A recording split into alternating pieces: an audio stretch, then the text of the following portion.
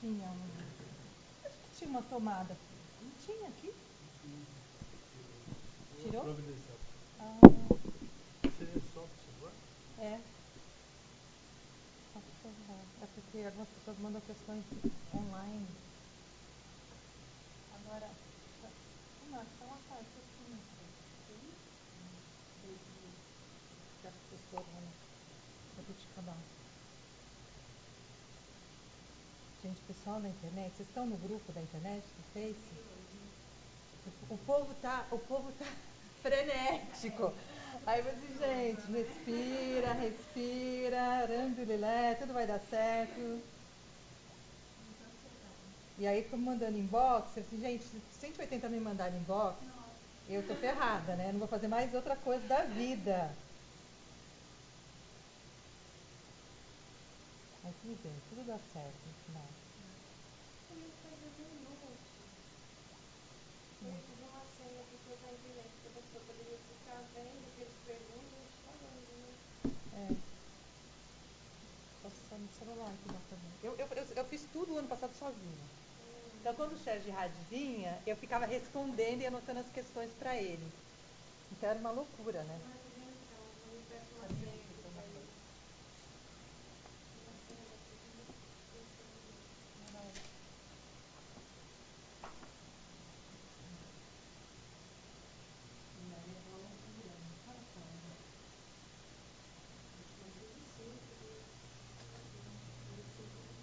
Assim? Claro, você não quer ver se tem alguém lá fora para pedir para entrar, para a gente conversar? Passado, ano passado teve 23 alunos.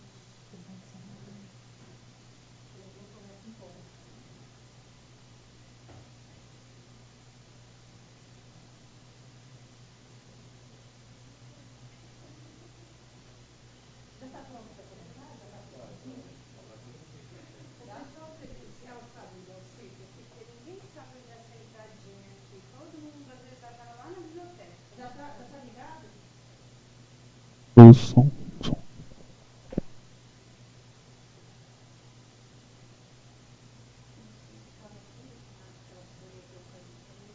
Todo mundo vai lá na biblioteca. Ninguém chega antes.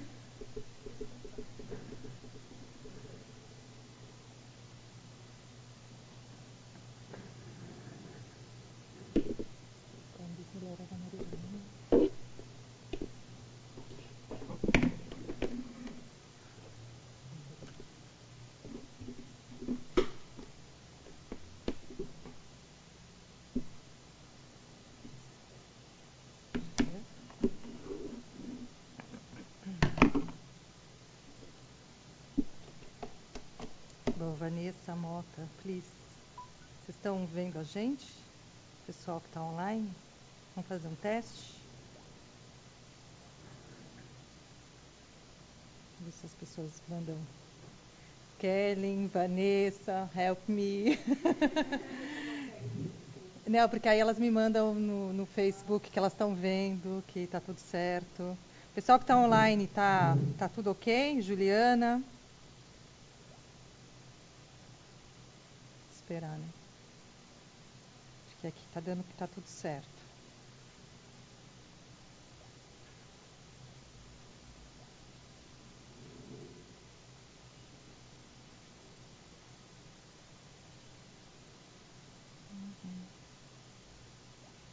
Vamos esperar um ok.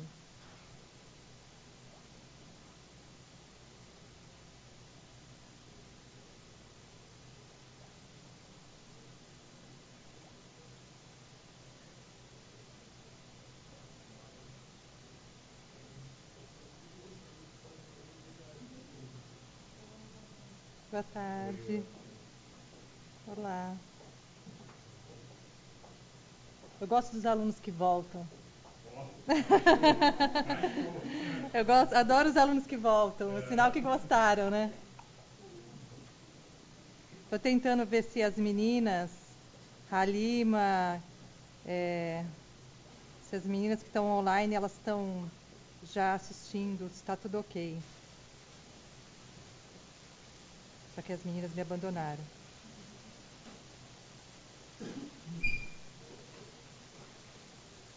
Bruna Reis, está conseguindo ver a gente agora? Caroline, Rinaldi, estão conseguindo ver? Estão falando que está sem...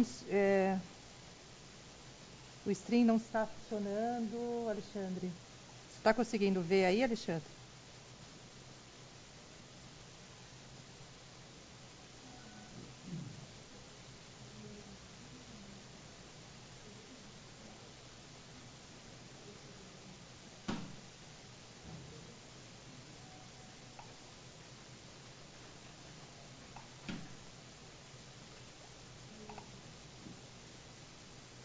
Ah, tá vendo, Brenda? Então, se a Brenda está vendo, todos estão vendo. Vamos começar então. Tem a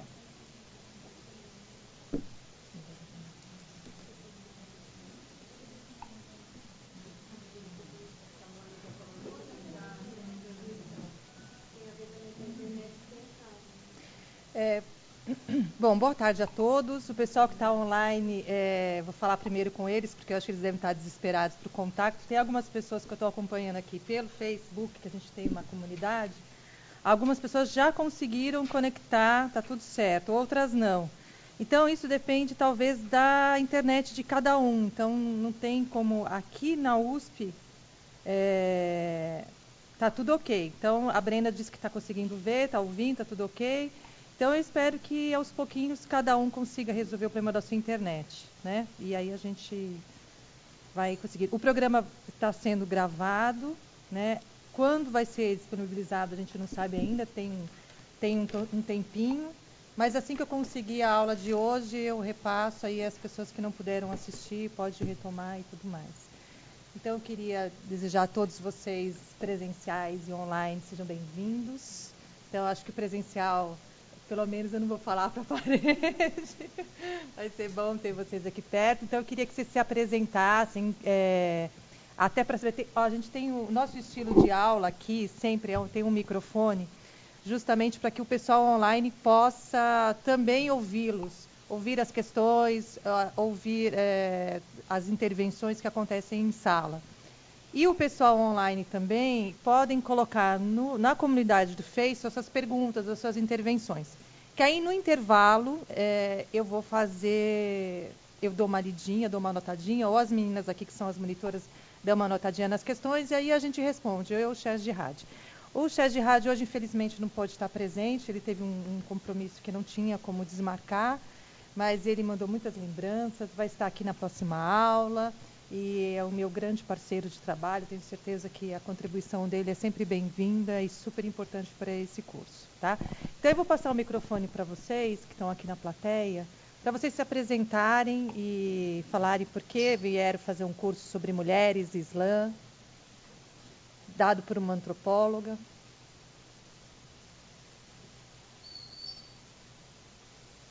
E o pessoal que está online, diga para mim se estão ouvindo o microfone das meninas. Começa você, amada. Camila.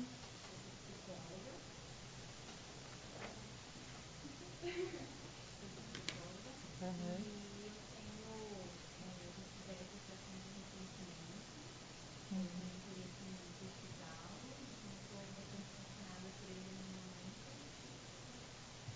Tudo bem, bem-vinda, Camila.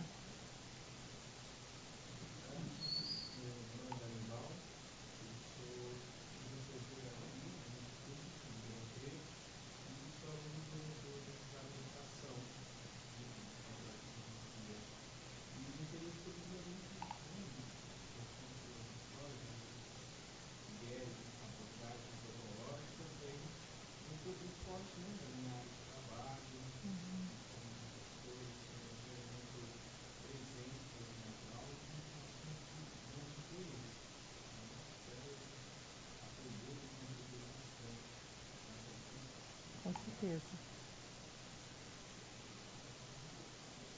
Sim. Bom, meu nome é Flávia, sou aluna da professora França do doutorado. Meu tema, sou psicóloga. Meu tema de pesquisa é o casamento de brasileiros com muçulmanos estrangeiros. Eu tenho me divertido muito. E é isso. Gostava de ver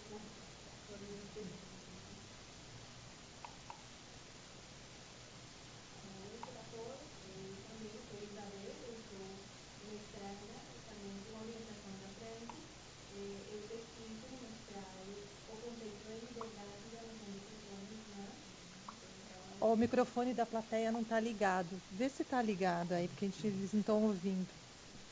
Aí melhor? Ah, sim. Agora sim, né, gente? Agora vai ter que se apresentar você de novo. Tudo vai se arrumando. A gente vai apresentar tudo de novo, tá? Porque eles precisam escutar vocês. Agora sim, então, eu sou Isabel, eu sou estudante de mestrado aqui da USP, eu sou orientada da França. Eu pesquiso o conceito de liberdade e a noção de pessoa no Islã, pelo sotaque dá para ver que não sou brasileira.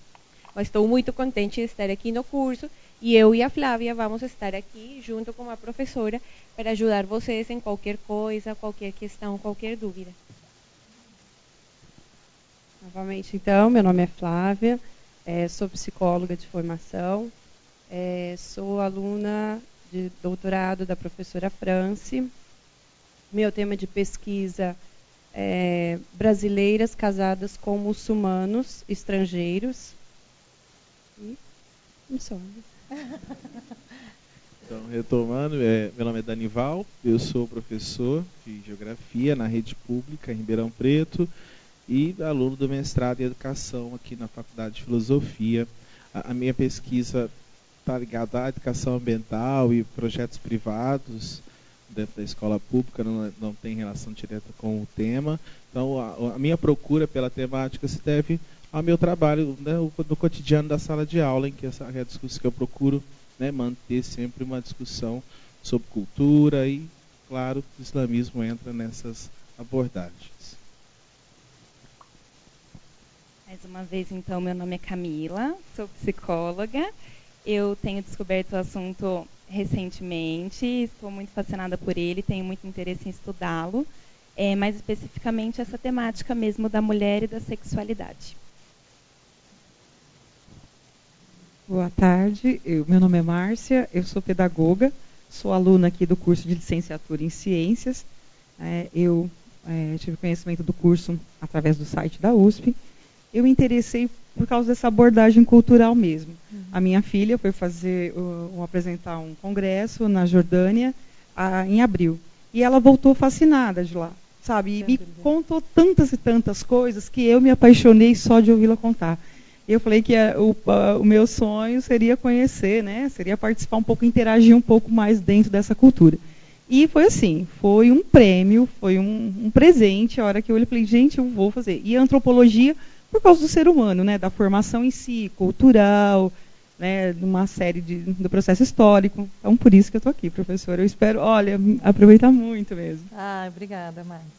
Seja bem-vinda. Boa tarde, meu nome é Ana Maria. Eu cartografo em prostituição e, no momento, meu interesse é justamente por algumas mulheres prostitutas fotografadas por Cavego Lestan. E aí tem tudo a ver com o curso que nós vamos fazer, com a sua orientação. Obrigada, professora. Ana, você falou com a Kellen, não? Falei. Que bom, que bom. Falei, deu certo, já li a dissertação dela. Eu também, viu? Estou encantada, estou apaixonada. Desencantamentos, amei. Assim, vou confessar que está um pouquinho difícil, porque é uma linguagem totalmente nova, é pela questão do que o Islã representa, todas as suas nuances, mas está sendo divertido conhecer, viu? Obrigada. Bom, meu nome é Vânia, vou começar um curso... Vânia, um curso de especialização em direitos humanos aqui na USP, e a minha monografia é ligada a direitos humanos nesse mundo, né? Esse é o meu interesse. Minha formação é... Direitos humanos no Islã, no mundo islâmico, como é que você está definindo? Na realidade, assim, é mais específico. Eu vou pegar um tema dentro do cinema, né, e desenvolver direitos humanos no mundo árabe. Dentro do cinema. Vai ter que falar com a Kellen também. Kellen, tá vendo porque você tem que vir a Ribeirão Preto? Querida. Olá, boa tarde. Meu nome é Alessandro. Formação também, eu sou formado já em administração de empresas. Estou terminando o curso de teologia, né? O ano passado eu tive a oportunidade de participar do curso de História do Islã, que me abriu muito, né? novas perspectivas, e agora, com esse outro curso, agora Mulheres no Islã, é um tema que fascina também, porque no cristianismo a mulher já é deixada um pouco de lado, né? Muito de lado. E vamos ver agora o que dentro do Islã essa perspectiva traz para a gente. Onde que a mulher é colocada, né? Pois é, exatamente. Boa tarde, Antônio Marcos, formado em História. Vim aqui porque vi a professora Franci Rose numa semana de História da Faculdade de São Luís, e sempre me incomodou o estereótipo com relação ao islamismo, que dá a impressão que todo islâmico é terrorista, e eu não acredito que seja assim. Então eu acho que aquele negócio do filme fala sobre a questão dos americanos observarem o Islã, filmes ruins, árabes malvados. Isso também me trouxe um certo incômodo. É por isso que eu estou aqui, porque eu amo aprender. Espero aprender um pouquinho mais. Tá? Obrigada. Então, você pode ficar, Marcos, com o microfone, porque aí depois qualquer dúvida vocês vão distribuindo entre vocês, levanta e vai falando. Alexandre, eles pediram para aumentar o meu som do meu microfone, o pessoal de fora.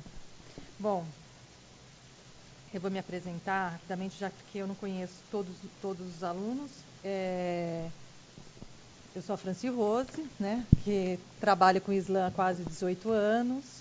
Sou uma antropóloga formada em Ciências Sociais pela USP de São Paulo. Estou em Ribeirão Preto há 5 anos, né, sou coordenadora do Graças, que é o grupo de antropologia em contextos islâmicos e árabes. E o Islã meu motivo de vida, é a minha mobilização, é a minha razão de existir. Eu acho que hoje tudo que eu faço 24 horas é pelo Islã e pelos temas que eu gosto de abordar. Então, eu acho que eu sou uma antropóloga muito apaixonada pelo seu objeto de pesquisa. Assim como sou muito apaixonada pelos filhos, eu sou apaixonada pelo meu objeto de pesquisa. E até os meus filhos dizem sempre assim: mãe, se você estiver num naufrágio, seus livros serão salvos. Os livros de Islã, com certeza. Os filhos, eu acho que ainda vou pensar, porque eles sabem nadar, mas os livros não sabem nadar, né? E, na verdade, eu estou muito feliz com este curso especificamente. Eu tive a ideia de fazê-lo já há muitos anos, mas o ano passado algo me mobilizou muito fortemente. A ideia não era colocar este curso neste momento, a ideia era continuar com a história da vida do profeta, que nós vamos retomar ainda, né? Eu e o Sheikh Jihad temos uma programação ainda de voltar para essa coisa mais histórica, de pensar a estratégia que o profeta Muhammad teve a receber o advento do Islã, a história do Islã, e a sua própria presença, né, dentro do Islã. Isso, de certa forma, a gente vai... tivemos que abreviar e colocar o curso de mulheres, porque cada vez mais no Brasil, e não só no Brasil, no mundo de modo geral, as mulheres são as que mais são penalizadas pelas pessoas que desconhecem a religião, né? Então, as pessoas se incomodam muito em ver uma mulher de lenço, as pessoas se incomodam muito em ver uma mulher que reza, se incomodam muito com uma mulher que tem um comportamento diferente das mulheres que nós estamos habituados, as ditas ocidentais. Eu nem gosto de dizer ocidental ou oriental, porque eu não acredito nessa divisão. Eu acho que essa divisão é muito perigosa. Mas eu acho que os últimos episódios, né, o Charles Hebdo, o ataque às mulheres, esse final de semana saiu uma matéria dizendo que o Rio de Janeiro, as meninas muçulmanas são as segundas mais atacadas depois das religiões afro-brasileiras. Então não dá. Nós vivemos num país onde a intolerância religiosa existe, é fato, onde o racismo existe, é fato, e não dá para tapar o sol com a peneira. Então a ideia era muito trazer esse... não sou eu que empodero mulheres muçulmanas, eu não falo pelas mulheres muçulmanas, falo por mim, eu falo pela minha pesquisa, falo pelo meu trabalho. Então, mas chega um momento que você precisa trazer questões de reflexão para dizer, olha, essas mulheres têm as suas agendas, essas mulheres têm os seus desejos, essas mulheres têm o seu pensamento. E isso, de certa forma, acaba sendo distorcido pela mídia, por um mau professor, por algumas más interpretações de textos, de hadis. Meu slide saiu aqui. Essas interpretações acabam fugindo desse sistema que é da interpretação. Então, eu vou falar como antropóloga, né? E todas as minhas questões estão fundamentadas. É um curso de gênero, né? Então, discutir gênero, a gente não discute só mulheres, mas discute masculinidade, homossexualidade, mas o meu viés é as mulheres. Eu acho que as mulheres, de certa forma, trazem nesse bojo algumas questões que são interessantes. Eu vou estar, em algum momento, fazendo contraponto com o Sérgio Hadi, porque ele é um teólogo. Então, o que eu faço, geralmente? Quando ele diz alguma coisa de fundamento religioso, eu pego esse material e transformo numa discussão antropológica, né? Eu não sei, por exemplo, eu avisei várias vezes as pessoas que se inscreviam no curso online, principalmente. Não é um curso de religião, não é um curso de teologia, embora eu tenha que me deter às fontes islâmicas, eu me detenho o Corão, eu me detenho os hadis do profeta, que são os ditos, as falas do profeta Muhammad, mas é um curso que eu vou estar trazendo o tempo todo para a antropologia. Então, é lógico que eu sei que no Brasil todo, eu já sei que tem gente de Belém, eu sei, né, a Heloísa e outras pessoas, eu sei que tem gente de Brasília. Eu vou mandar beijinho para todo mundo, tá? Brasília, tem gente da Paraíba, do Rio de Janeiro, tem gente do Rio Grande do Sul, eu falei do Rio, tem gente de Minas, depois vocês vão me dizendo de onde tem mais, eu vou descobrindo. Né? Então, essas pessoas todas têm pesquisadores e têm muçulmanos. Então, é só para avisar que não é um curso teológico. O curso teológico a gente tem como Cher e ele faz isso muito bem, né? Então, pensar essas abordagens, como é que a gente estruturou? Eu acabei deixando o programa na minha sala. Mas eu vou trazer algumas questões aqui, tirar o som. Ah, você tem aí? Ai, nada como ter monitor. Nada como ter gente competente por perto. Vocês imprimiram o programa? Não. Vocês estão no Face, pessoal presencial? Sim? Lá tem o programa, né? Então, a ideia é tratar um pouco hoje... O que a gente montou um esquema era falar um pouco dessas mulheres do Islã, falar um pouco da apresentação da discussão de gênero na antropologia.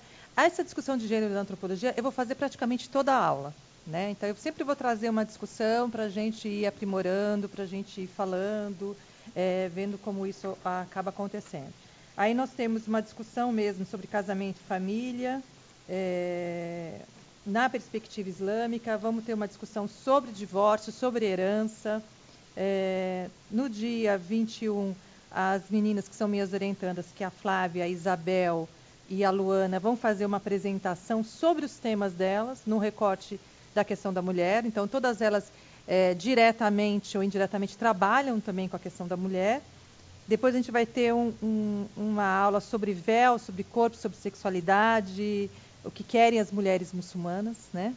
Que é uma aula que eu gosto muito. Depois a gente tem uma aula de jurisprudência islâmica, mais voltadas para a questão dos hadis, algumas passagens do Corão, aquelas passagens mais polêmicas. Essa parte mais polêmica, mais difícil, deixa com o Sérgio Hadi, que ele faz isso com classe, com sabedoria, né? Mas eu vou estar aqui só para pontuar, porque algumas coisas eu já tenho pensado, tenho escrito a respeito, eu acho que são bem interessantes. Eu vou fazer uma aula de feminismo islâmico, né? E que, na verdade, são algumas estudiosas que vêm estudando a questão de gênero. Muitas delas são muçulmanas, então a gente tem três linhas. Tem aquelas que desconstroem o texto sagrado, tem aquelas que reinterpretam o texto sagrado, tem aquela que não dão importância para o texto sagrado. Então, assim, tem de tudo, né? Então, a gente vai trazer um pouco mais. E depois a gente tem um encerramento muito mais voltado para as questões como o próprio curso vai seguindo. A verdade a gente sempre começa o curso, quem já foi meu aluno sabe, a gente começa de um jeito e aí o próprio grupo vai trazendo outras questões e a gente vai fazendo essas adaptações que são importantes, né? Eu acho que é importante pensar na questão da mulher hoje em dia, porque, embora uma das coisas que eu costumo frisar, o machismo, né, a violência de gênero, não é uma coisa de uma religião, de um contexto cultural, de um grupo socialmente construído. A violência de gênero ela é instituída historicamente. Então, a gente pode pensar, não é uma coisa que é dada, a gente vai para o Saba Mahmoud, e vai ler no texto dela, quer dizer, você pensa na questão do machismo, da violência de gênero, ela está em todos os planos, em todos os contextos. Infelizmente, não é uma coisa que a gente detém, a religião é isso, é aquilo. Não é. O que a gente tem, infelizmente, ainda, é que o conhecimento, muitas vezes religioso, e no caso do Islã, está na mão de homens e não das mulheres, né? Então, quando você pensa que o conhecimento está só na mão de homens, por N questões, só os homens interpretam, e quando interpretam à sua maneira, os equívocos estão justamente aí, né? Hoje eu li um comentário no Facebook de uma amiga minha que eu falei do curso, hoje começa o curso, e ela dizia assim, que bom, uma mulher falando de mulher, né? Porque é um pouco disso que se trata, é um pouco disso de que quais são as sensibilidades, quais são as questões, né? O problema não é o papel do sheik, o problema é quando a mulher também não tem conhecimento da religião. E quando você não tem um conhecimento da religião, você não se empodera. Você não sabe lutar pelaquilo que é seu de direito. Por exemplo, uma mulher muçulmana, pela lei islâmica, o dinheiro que ela recebe é dela, não é do marido. Ela faz o que ela bem entender com o dinheiro. Agora, todas sabem essa regra, todas sabem questionar essa regra, todas têm conhecimento dessa regra. Então, quando as pessoas... Eu estou dando uma informação muito pequena, né? A gente tem outras N informações muito mais importantes que essas. Mas quando você não conhece a religião que você professa, você está o quê? Você está fora desse contexto também de debate, de discussão. Como qualquer um de nós. Se a gente não está a gente não aprende determinadas situações, se a gente não está por dentro de determinados temas, o que acontece? Gera conflito, gera desconhecimento, gera violência, né? A gente tem feito vários debates hoje em dia na USP sobre violência de gênero dentro do campus, né? E uma das coisas que a gente vem discutindo, o que é violência? Como é que a gente define violência, né? Como é que a gente define que o outro está me violentando, né? E isso trazer para o contexto da religião, né? O que é ser muçulmana? O que significa ser muçulmana? O que significa esse pertencimento religioso, né? O que define uma muçulmana é o lenço dela, é a prática dela, é a espiritualidade dela. O que é que define esse ser muçulmano? E o que define ser mulher muçulmana, né? Então, são questões amplas, eu acho que até filosóficas, né? Porque a gente não tem uma resposta específica, porque algumas pessoas podiam dizer, o meu lenço, o meu hijab define a minha identidade. Será? Será que é de identidade que o hijab fala? Será que é de pertencimento religioso? Será que é de identificação? Do que falam essas mulheres? O que desejam essas mulheres? Então, eu acho que quando a gente começa a abrir o espectro e tentar entender que existem outras questões sociológicas, antropológicas, para pensar o universo feminino, a gente não fica restrita apenas nas questões dogmáticas. O Corão e a Sunna, ele define uma conduta, né? É um código de conduta, mas não pode ser só o Corão e a Sunna, né? Por quê? Porque a gente vive dentro de uma sociedade diferenciada. Então, se a gente pegar o caso das mulheres brasileiras revertidas ao Islã, então são mulheres que passaram 20, 30 anos da sua vida católicas, espíritas ou de qualquer outra religião. E elas mudam de religião, né? Elas retornam ao Islã, né? A ideia de retorno à religião primordial, porque no Islã todos nascem muçulmanos. Esse retorno pauta essa mulher de uma outra maneira. Esse corpo é diferente, esse hábito alimentar é diferente, esse comportamento é diferente. Então, é como você tivesse um antes e um depois, né? Só que aí existe a questão da subjetividade. Essa mulher, ela muda essencialmente, a essência dela muda por conta da religião. Então, isso entra a psicologia, entra a antropologia, tem a questão dos fatores culturais, sociais. Isso a gente está pensando em Brasil, a gente pode pensar em América Latina, a gente pode pensar em Europa, né? Outro dia um muçulmano estava me dizendo, a gente está torcendo para um dia não ser mais considerado muçulmanos revertidos, né? E eu disse, bom, mas se a gente for considerado revertido, então as reversões vão acabar, né? Então sempre vão haver revertidos, né? No sentido, reversão é uma categoria nativa, né? Para quem não sabe, que eu não uso o termo conversão, eu uso a categoria nativa, né? Os antropólogos chamam de categoria nativa tudo aquilo que não é nosso, é do outro. e que significa que, já que no Islã todos nascem muçulmanos, quando você retorna ao Islã, você se reverte ao Islã. Por isso que a gente usa a questão de revertido. Então, essas revertidas, elas vão ter pressupostos diferentes de quem nasceu na religião. Então, quando eu penso em mulheres árabes, e quando eu penso claramente... eu escrevi um texto logo depois do Charles Abdou sobre o Jesuí, Mulheres Muçulmanas, o Icárabe, que é um textinho que está na internet. E que eu dizia, as mulheres muçulmanas que vocês veem em ônibus, metrô, ou essas que foram agredidas depois da questão das charges, são mulheres convertidas, revertidas, são brasileiras, elas não são árabes, né? Porque a maioria que anda de metrô, que está trabalhando fora, que está no mercado de trabalho, a grande maioria são de mulheres brasileiras. Então você tem aí todo um questionamento de mudança cultural, de afetação, né?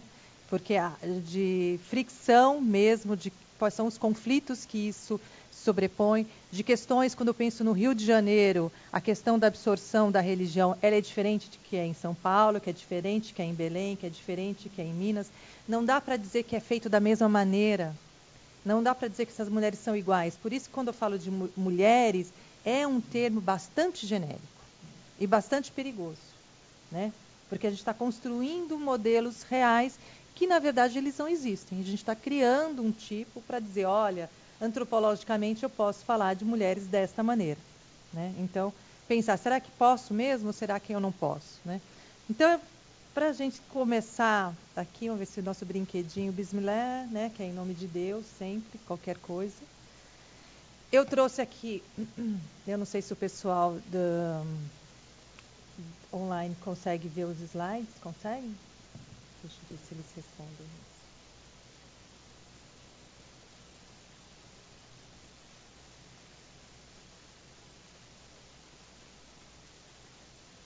As minhas ajudantes externas, elas estão muito devagar hoje. Então, eu trouxe essa figura, eu gosto sempre dela, porque eu fico bastante incomodada quando eu escuto alguém dizer, olha, fulana usa burca. Todo mundo sabe o que é uma burca? Agora sabe, né? Agora todo mundo sabe. Todo mundo sabe que é uma burca? Eu pus as 4 assim, eu não vou trabalhar com o véu hoje, mas eu queria começar já essa primeira aula desconstruindo essa ideia que a gente tem do que é uma burca, do que é um niqab, do que é um hijab, do que é um chador, né? Então, a primeira coisa que sempre constrói um estereótipo dessa mulher muçulmana, e acho que a primeira aula que a gente pode iniciar é dizendo assim, é a roupa dela. Então, a roupa incomoda mais do que qualquer outra coisa. Então, a gente não se aproxima. Eu lembro de uma história interessante de uma mulher de um sheik que estava uma vez no Senado, numa reunião do Senado, e ela estava de hijab, né, de abaya, e uma mulher de um senador chegou perto dela e disse assim, querida, falou bem baixinho, falava baixinho para ela, para essa minha amiga, olha, se você precisar de qualquer coisa, estou aqui para te ajudar, para te salvar.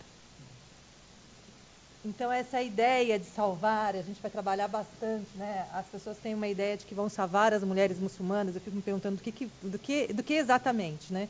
E aí ela dizia, né, super delicada, olha, não preciso ser salva não, eu sou feliz, meu marido é ótimo, meus filhos são lindos, eu trabalho, eu falo, né? Eu sei andar, né? Ela tirou onda, né? Porque as pessoas, o que as pessoas, quando olham para uma mulher muçulmana coberta, elas acham? Primeiro, elas acham que ela é estrangeira, né? Que é o que incomoda muito as minhas amigas revertidas brasileiras. Então, perguntam, de que país que você é? Eu sou brasileira. Nossa, mas brasileira? Então tira isso, não precisa disso, né? Não, mas essa é minha religião, é como eu gosto de me identificar, isso é uma obrigação religiosa, né? Porque o uso do véu é uma obrigação religiosa, né? E aí todos os discursos. Então, a ideia de que se eu tiro o lenço, eu penso melhor. A ideia de que o lenço tira o pensamento, a ideia de que o lenço tira a inteligência. E a ideia mais revestida ainda de imaginários é que as mulheres são, são sem a sua sexualidade, né? Elas não têm, são assexuadas. né? Porque elas são oprimidas. Então, a coisa de cobrir, no imaginário das pessoas, o cobrir significa oprimir, né? E as pessoas não conseguem desconstruir essa ideia, né? Não conseguem desconstruir esta lógica. Então, eu pus lá, o chador é uma vestimenta clássica do Irã, né? Após a Revolução Iraniana, em 79, com Khomeini, né? É uma vestimenta, eu estive no Irã em janeiro passado. É uma roupa usada em Qom, numa cidadezinha religiosa, onde você tem vários cursos. Então, lá eu não vi uma mulher que não usasse o chador.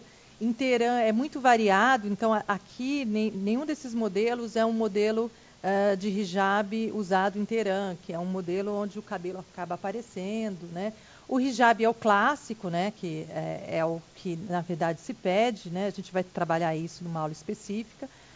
O niqab, você vê muito na Arábia Saudita, no Iêmen, em outros países, mas é bem menor. Na França, a gente tem em torno de 2.000 mulheres que usam niqab, hoje é proibido, né?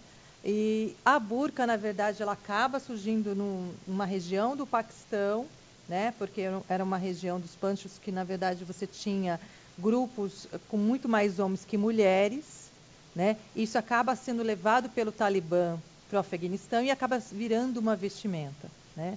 Mas a questão que a gente sempre coloca antropologicamente é até que ponto as mulheres querem ou não querem esse tipo de vestimenta. Porque se a gente for levar em consideração o livro sagrado, o que se pede? Que se cubram a cabeça, o cabelo, né? o busto, né? Que você tenha uma roupa sóbria, né? Não está pedindo, não está nem no Corão e nem na Suna do Profeta está dizendo que você tem que cobrir o rosto ou que você tem que cobrir as mãos, né? Mas que você tenha uma modéstia. Então, o significado da roupa sempre é uma ligação com a questão da modéstia, né? Outras, a cor, o tamanho, o modelo, isso tem a ver muito mais com a questão do contexto cultural que com a religião. A religião não dita cor, né? A religião vai ditar a modéstia, né? Você não deixar o cabelo à mostra, mas há outras interpretações, como eu acabei de dizer no Irã, que os cabelos estão à mostra. Então, isso tudo é para a gente não tentar generalizar. Eu costumo dizer que quando a gente fala de Islã, é da mesma forma que a gente fala dos índios no Brasil, né? As pessoas quando falam de índio no Brasil, pensam assim, Chavante é igual a Bororo. Gente, Chavante não tem nada a ver com Bororo, nem com Ayampi. Quer dizer, os índios, cada nação indígena tem uma realidade, tem um contexto, tem digamos assim, uma crença, uma cosmologia, um modo de pensar, de se estruturar, né? Da mesma forma, você vai pensar os contextos islâmicos, né? A Flávia, por exemplo, que estuda a Turquia, é lógico que a religião... mas a religião é a mesma. Tá, a religião é a mesma, mas ela é interpretada e vivenciada de forma diferente. E muito dessas formas tem a ver com o contexto cultural. Um estudante, qualquer pessoa que vai iniciar a pesquisa em Islã, sempre vai achar o seguinte, vai conseguir misturar o que é árabe e o que é islâmico. Eu, quando comecei a pesquisar o Islã em 98, algumas coisas que eu ouvia, porque a comunidade do Paris, por exemplo, onde eu iniciei, era uma comunidade árabe, né? Hoje já não mais, mas há 18 anos atrás era árabe, né? Eu aprendi o Islã com os árabes. Há muitas coisas que eles me diziam, eu não sabia se era árabe ou se era do Islã, porque era misturado, né? As pessoas também não tinham essa separação, né? Com o tempo você vai descobrindo que aquilo não tem a ver com os árabes, e sim com a religião, ou que aquilo é dos árabes e não da religião. Desde as festinhas que você vai descobrindo que são realizadas, então isso tudo acaba criando muito a questão, vai se misturando. Por isso que as interpretações do Islã são interpretações muito equivocadas, porque se misturam muito com as questões regionais, culturais, sociais do grupo a qual se refere. Não dá para falar do Irã da mesma forma que se fala da Arábia Saudita, que não dá para falar do Egito. Por quê? O Islã tem 5 jurisprudências diferentes, né? Nós vamos ter uma aula sobre jurisprudência, né? O chefe vai dar. Elas são correntes, são, na verdade, linhas de pensamento muito diversas entre si. Então, se você vai falar da questão do dote, uma vai dar uma especificação, outra vai dar de um jeito, outra vai dar... Então, vai falar do divórcio, uma vai dar uma especificação, outra vai dar... Algumas coisas são parecidas, outras coisas são muito diferentes, né? a gente tem formas de interpretar, né, de rádio, quer dizer, interpretações de algumas fontes diferentes de uns em relação aos outros. Então, quando a gente está falando de Islã, a gente está falando, como o Enzo Patti diz, que é um sociólogo italiano, o Islã é plural. Né? Não dá para dizer, basicamente, que é assim, é desse jeito. Né? Então, isso acaba transformando as nossas próprias interpretações. Né? Essa foto eu fiz em com, não sei se dá para ver direito. É porque não apagou a luz aqui, né? Enxerga mais ou menos, né? Então, essa foto feita em com, eu não sei se o pessoal da online vê. Estão vendo? Vocês estão acompanhando aí? Ai, que lindas vocês. Essa foto foi feita na casa do Khomeini, então, só para mostrar para vocês que nessa cidade, especificamente, no Irã, todas as mulheres, inclusive eu, estava de chador. Né? A minha foto de chador eu me recuso, porque eu estou muito feia. Né? A gente... Ai, sumiu aqui. Sumiu o nosso slide. Eu gosto muito, particularmente, dessa foto, porque essa é uma foto que eu fiz no Irã, agora em janeiro, no convívio com as mulheres. A gente foi para uma comemoração do aniversário do profeta Muhammad,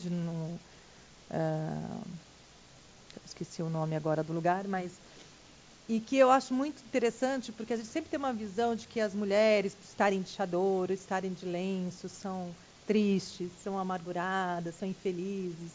E essa foto foi uma foto tão natural delas, né, para mim, assim, sorrindo, depois a gente deu muita risada, muito carinhosas entre si, que eu acho que as pessoas precisavam desconstruir esses estereótipos e achar que uma vestimenta marca a tristeza, a opressão, né? E elas são totalmente o contrário disso, de que a gente acaba construindo sobre elas, né? Como a Márcia disse da filha dela na Jordânia, é outra coisa, né? Outra coisa. Ela pôs a burca ou ela pôs o hijab?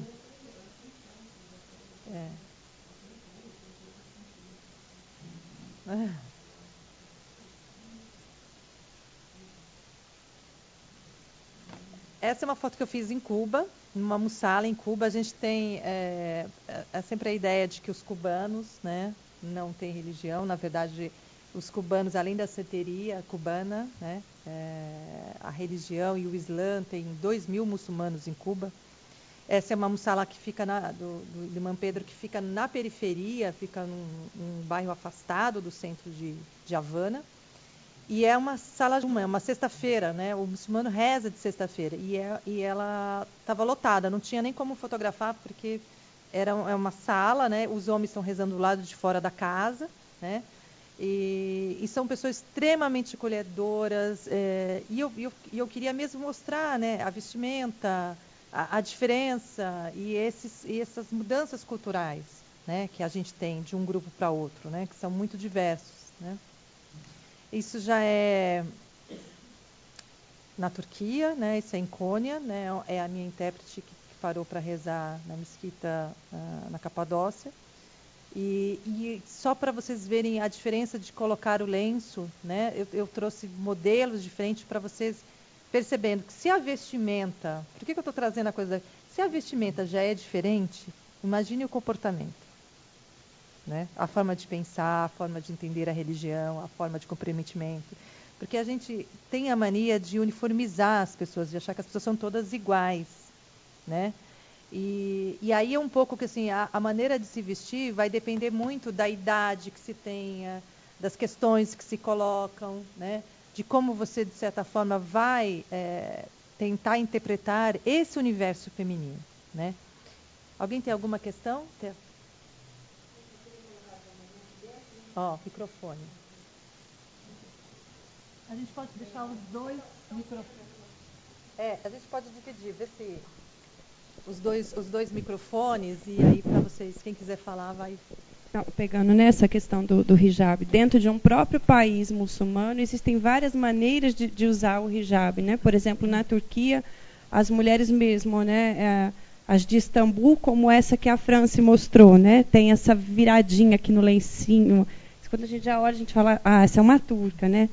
Mas dentro da Turquia mesmo, nem todas usam o hijab dessa forma. Elas mesmas, né? Uma vez estava no banheiro lá e entrou uma mulher, e aí a turca falou assim, essa é do leste da Turquia, olha o lenço dela, como está amarrado. Então, e a gente generaliza, né? De um tanto. Acho que tudo é igual, né? Acho que tudo é tão igual, né? Até dentro de um mesmo país existe tantas diferenças, né? Outro dia eu vi uma piadinha, que é uma charge com duas moças com uma burca. E aí uma dizia para outra, como você tá? Você continua a mesma. Você também continua a mesma. Né? Então é aquelas coisas assim, bom, é engraçado, né? Porque na verdade a roupa é igual, né? Como a Porta dos Fundos, né? Naquela sobre a moda, né? Que é tudo assim, eu vou levar essa que tem um fio de ouro, né? Bom, tá tudo igual, né? Mas no fundo não são iguais, né? O que nós somos, a gente pode ir nas lojas Marisa, comprar a mesma roupa, sair vestida igualzinha e querer coisas muito diferentes, né? E termos posicionamentos muito diferentes. Né? Então, acho que é uma das questões que eu trouxe aqui da Simone de Beauvoir, a ideia de que você não nasce mulher, mas que você se torna mulher. Né? É uma questão bastante controversa, porque é lógico que gente, hoje eu estou com a memória ruim. A Butler, né, ela vai desconstruir essa ideia binária de que você se torna mulher, há toda uma questão de natureza e cultura, mas o que eu quero trazer mesmo é a ideia real, de fato, da natureza e da cultura. Né? O quanto que a religião pré-determina um comportamento feminino e masculino, e aí nós estamos falando de uma religião monoteísta, nós não estamos falando de qualquer religião. As religiões monoteístas, elas classificam mesmo, então é muito claro o papel da mulher, é muito claro o papel do homem. Né? Embora você tenha esse papel muito claro, quase dizendo um da natureza e da cultura, você sabe que o jogo de interesses e de forças, ele é muito diverso. Né? Em determinados países, as mulheres elas têm um posicionamento político, né, muito presente, né, em outros menos, em outros quem determina as questões da família são as mulheres e não os homens. Né? Há ambientes que só tem mulheres e não tem homens, há ambientes que só tem homens. O Islã é uma sociedade homossocial, é uma sociedade que vem marcada pelas essas diferenças. Né? Agora, como nós entendemos essa diferença vai depender do quê? Do grau de instrução, do grupo social, de quem é o chefe da comunidade, de quem são as pessoas que pertencem à comunidade. Então, você vê muito mais pessoas que acabaram de entrar na religião com um comportamento muito mais rígido do que pessoas que nasceram dentro da religião. Né? E aqui, como antropóloga, eu não estou dizendo o que está certo e o que está errado. Não me cabe dizer o que está certo e o que está errado. Me cabe tentar olhar para esses universos diferentes e dizer, olha, que interessante. Por exemplo, a Flávia falou do lenço na Turquia. Eu lembro no lenço da Turquia que eu ganhei aquele lencinho bordadinho, né, que você tem, que são pessoas mais do interior da Turquia, né, e da Capadócia. E assim, todo um comportamento. Há regras de comportamento que diferenciam de um lugar para outro. Né? Então, eu ensino as minhas alunas, geralmente, quando vão a uma mesquita, por exemplo. Né? Porque eu conheço bem as mesquitas em São Paulo. Então, se você é mulher, você tem que ter uma roupa assim, acessado, e não estenda a mão para o homem, a não ser que ele estenda a mão para você. Então, você tem toda uma conduta de comportamento que você vai aprendendo a utilizar dentro de um espaço religioso. Né?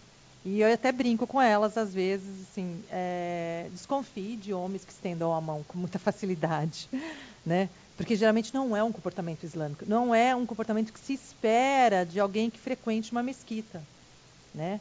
É lógico que a gente vive numa sociedade hoje muito plural, que as pessoas têm que estar em contato, é lógico que se eu sou uma professora, se chega alguém, vou estender a mão, entendeu? Mas depende muito de qual é o espaço que você está. Se você está dentro da mesquita, em geral, os homens não vão estender a mão. Né? Porque é um espaço religioso, um espaço sagrado. Então, eles vão manter o distanciamento das mulheres. Né? Porque é isso que é esperado dentro da religião. Então, determinados comportamentos, eles acabam trazendo para nós entender o que é dessa natureza, o que é dessa cultura. A gente vai ter tempo de trabalhar ainda no curso uma questão que eu levantei com o Sherali Abduni, na última palestra dele, quando ele fala que não existe igualdade de gênero no Islã. Né? Eu quase pulei, né, da minha cadeira. Né? Como assim, Chá? Como assim não existe igualdade de gênero? Somos todos iguais, homens e mulheres. E aí depois, obviamente, ele com a paciência dele, a paciência de Jó, ele sentou do meu lado e ficou explicando: Fran, se um homem pode ter filho? Não, não pode. Então não dá para dizer que é igualdade. A igualdade. E aí eu fui entender que muito da igualdade que se pensa na questão islâmica tem a ver com a questão da natureza, né? Das questões biológicas. Então, se algumas coisas não podem, porque estão no plano da natureza. É lógico, como uma pesquisadora de gênero e como alguém que pensa gênero o tempo inteiro, isso para mim é o de menos, porque as mulheres podem não querer ter filhos, porque as mulheres podem não querer casar, porque as mulheres também podem ser homossexuais, mesmo sendo muçulmanas. Quer dizer, dentro da religião não poderia, mas isso não quer dizer que não existam, né? Que os desejos eles têm que ser controlados, mas até que ponto eles são controlados, né? A cultura que vai ditar, e não meramente a natureza. Então, algumas questões acabam fugindo para nós, né? É um grande pano de fundo para entender de que questões, de que plano nós estamos falando, né? Então, quando a Simone de Beauvoir diz que a gente se torna mulher, de certa forma, a gente está todos os dias se tornando mulher, né? E a gente sempre cai nos riscos de dizer de que mulher que nós queremos ser. Ou que modelos de mulher. Ontem, discutindo aquela plaquinha, né, boba, assim, não diga para sua filha que ela é uma princesa, né? Diga que ela é valente, diga que ela é corajosa, diga que ela pode ser uma detetive, diga que ela pode ser uma policial, diga que ela pode não sei o quê. Mas não diga que ela é uma princesa, né? A gente pode até dizer, diga também, mas não diga só, né? Porque nós vamos construindo, certamente, modelos desse ser feminino, né? Então, quando a gente pensa nessa mulher muçulmana, a gente vai pensar numa Sherazade. Ou o estereótipo da novela, né? Chega alguém e começa a dançar, como se toda mulher muçulmana, né, dançasse. Isso não quer dizer que elas não dancem, que elas também podem dançar, mas não significa que todas dancem. Ou nem toda brasileira samba, né? Há brasileiras que sambam, nem todas as brasileiras dançam axé, como eu, né? Algumas só, apenas, né? Então, eu acho que isso tudo, de certa forma, são modelos de mulheres que nós vamos construindo, né? Inclusive com essas mulheres muçulmanas, né? A gente tem no Irã, por exemplo, 80% das mulheres têm nível superior, né? Não só no Irã, em outros países a gente vai encontrar também esse número grande de formação, né? São mulheres intelectualizadas. Você vai no cinema no Irã, você fica maravilhado com o nível cultural das pessoas, né? Mas isso é complicado porque isso não chega à mídia, né? Isso não chega à nossa televisão, isso não chega ao nosso contexto cultural, isso fica à parte. A gente fica sempre reproduzindo, por exemplo, uma das coisas que me intriga, eu infelizmente ainda não fui à Arábia Saudita, mas eu acho, como antropóloga, que nem tudo que se diz da Arábia Saudita é de fato da Arábia Saudita. Então, assim, é lógico que eu vou concordar que as mulheres não podem dirigir, é uma regra, tá, ok. Mas o fato delas não dirigirem, eu não posso alegar que essas mulheres sejam infelizes, porque elas não dirigem. Aí é que está a questão. Que elas são mulheres que são espancadas, são violentadas, ou que elas são pessoas amarguradas, ou que elas não estudem. Porque eu, de fato, não conheço a Arábia Saudita. Então, para falar, é o que eu costumo falar aos meus alunos, para falar de determinados grupos sociais, a gente precisa conhecer esses grupos sociais. Precisa conhecer essas comunidades muçulmanas, né? Precisa conhecer essas mulheres. Então, não dá para falar de um lugar onde você não conheça de que mulheres nós estamos nos referindo, né? Então, quando eu estou pensando aqui a questão da natureza da cultura, como o Sherry Al-Abduni estava dizendo, olha, não há igualdade de gênero, há justiça de gênero, porque Deus é justo, né? Na posição teológica dele, que é ele que tem que garantir essa posição teológica, Deus é justo com os homens e com as mulheres, é porque ele está partindo de um pressuposto de uma determinada desigualdade por conta da natureza, porque um engravida, o outro não, um gera a vida, o outro não, né? Pare e o outro não, né? E que, de certa forma, eu fico lembrando de um discurso de uma feminista, que foi minha grande mentora nas ciências sociais, que é a Miriam Moreira Leite, que ela dizia para mim em uma das entrevistas há muito tempo atrás, em França, a natureza é cruel com as mulheres. E eu dizia para ela, nossa Miriam, mas por que você está dizendo isso?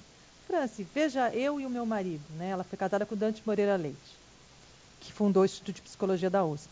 Meu marido, ele não teve que parar a profissão dele para cuidar das crianças. Ele não teve que parir, ele não teve que cuidar dos filhos, ele não teve que amamentar, né? Ele não teve que abrir a mão da sua carreira acadêmica. Eu tive que fazer isso, por conta da questão da natureza. É lógico que a Miriam nos fala isso de outro tempo. Ela morreu faz 2 anos, com 87 anos. Né? Mas tem mulheres que ainda têm que fazer isso. Porque a regra é quem é que está mantendo a casa? É o marido. Né? E tem aquelas que fazem e se tornam pessoas infelizes. Tem aquelas que fazem e são felizes. Né? Porque é aí que dá essa questão. Porque o que a gente sempre tem a ver, eu costumo dizer que o meu feminismo, e eu sou uma mulher feminista, é dizer assim, a mulher tem que dizer o que ela quer para ela. Não importa se o que ela quer não é aquilo que eu quero. Se ela diz, eu quero isso, uma vez, numa conversa com uma esposa de um sheik, há muitos anos atrás, uma libanesa, eu perguntei para ela qual era o objetivo de vida dela. Aí ela me disse, cuidar do meu marido e dos meus filhos. Aí eu disse para ela, não, olha, você não entendeu. Aí ela falou assim, eu vou contar de novo para você, olha, veja eu, pretensiosa, veja eu, então, assim, eu tenho um marido, tenho uns filhos, eu dou aula, né? Meu objetivo é terminar o meu mestrado, depois fazer meu doutorado, gente, isso faz tempo, tá? Aí ela dizia assim para mim, tá, cuidar do meu marido e dos meus filhos. Aí eu, de novo, falei assim, acho que ela não está entendendo o que eu estou falando, né? Aí repeti de novo, porque a pessoa aqui é teimosa. Então, olha, meu sonho é ser professora da USP. É meu objetivo de vida. Então, fazer o doutorado, ser professora da USP, ver meus filhos grandes, bonitos, também cuidar do meu marido, né? Aquela coisa. Aí ela dizia, entendi, França. Agora entendi o que você quer. Aí ela me respondeu, então eu vou dizer para você, adorar a Deus em primeiro lugar, cuidar do meu marido e dos meus filhos. Aí quando ela disse isso, agora entendi. O que a gente faz, né? Qual é a questão antropológica que está por trás aí? A gente não constrói alteridade com o outro. E a alteridade, a construção da alteridade na antropologia é você compreender o outro e, a partir dessa compreensão do outro, compreender você mesmo. Então, quando ela disse que era adorar a Deus em primeiro lugar, cuidar do marido e dos filhos, ela estava me dizendo tudo. Ela disse, olha aqui, sua boba. O teu projeto de vida não é o meu projeto de vida. Né? O meu projeto de vida é este. Né? E para nós, mesmo nós antropólogas, que nos consideramos feministas, né, autônomas, a gente está sempre considerando o quê? Que as nossas escolhas são melhores que a dos outros. Principalmente quando são mulheres. Coitada, ela não sabe o que é melhor. E quem disse que eu sei o que é melhor? Né? Por isso que eu faço parte de uma linha das feministas como a Laila Bulhud, que a gente não está aqui para salvar as mulheres e a gente não está aqui para dizer o que as mulheres têm que fazer. Cada mulher tem que dizer o que ela quer. Né? Tem um pressuposto que vai direcionar a vida dela. Então, são as mulheres que vão definir qual é o contexto, né? Qual é a realidade, quais são os objetivos, qual é o tipo de luta que elas vão querer enfrentar. Né? Aí, voltando para... Eu pus um texto da Michelle Perrault, que perguntava se era possível uma história das mulheres, um trabalho que se tornou bastante conhecido, no qual expunha os inúmeros problemas decorrentes do privilegiamento de um outro sujeito universal, a mulher. Quer dizer, a Michelle Perrault está dizendo assim, bom, a gente pode falar de uma história das mulheres?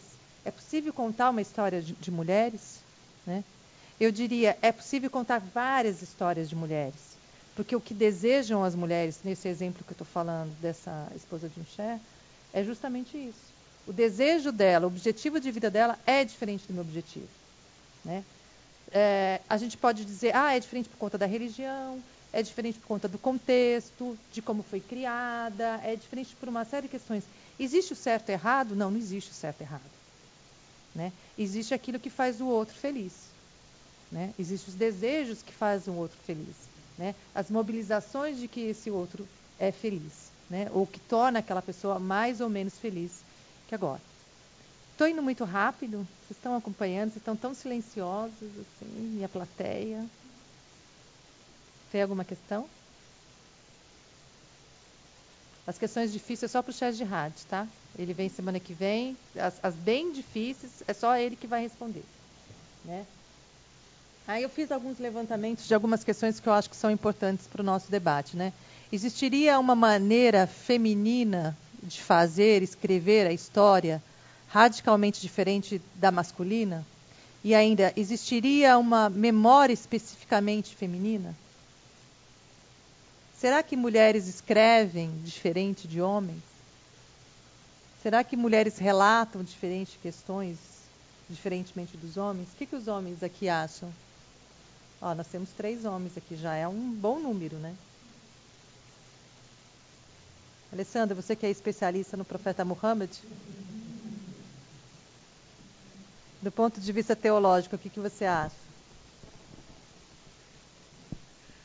Eu acho essa diferença hoje uma grande besteira, assim, imensa, né? De ficar separando umas coisas, homem, mulher, esse negócio de...